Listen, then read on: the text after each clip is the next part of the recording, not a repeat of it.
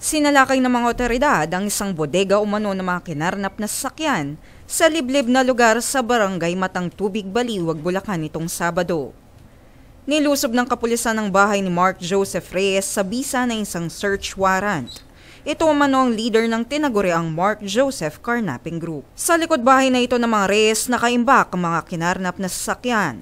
Na-recover sa operasyon ang 14 na sasakyan na pawang Honda Civic hatchback, 3 Honda Civic, Honda Jazz, Honda City, Land Cruiser, Nissan Fortier, Elf, mga motor at tricycle bukod pa sa iba't ibang pyesa at mga makina.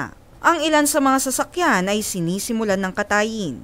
Nasamsam din ng PNP ang mga susi at iba pang kagamitan, gaya ng barena at bolt cutter na sinasabing ginagamit sa pangangarnap ng mga sasakyan. Nakakuha din ng 2 replika ng long rifle ang kapulisan na ginagamit ng nasabing grupo sa kanilang modus operandi.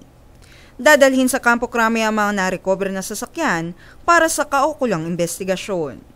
Naaresto ng alagad ng batas ang mag-inang Mark Lester at Jasmine Reyes sa operasyon, samantalang at large naman si Mark Joseph. Tumanggi namang magbigay ng pahayag ang naarestong mga suspect habang patuloy pa rin ang pagsisiyasat ng kapulisan at pagtugis sa sinasabing utak ng grupo. Ako po si Katrina Kasuga, Alerto Alisto sa Pagbabalita.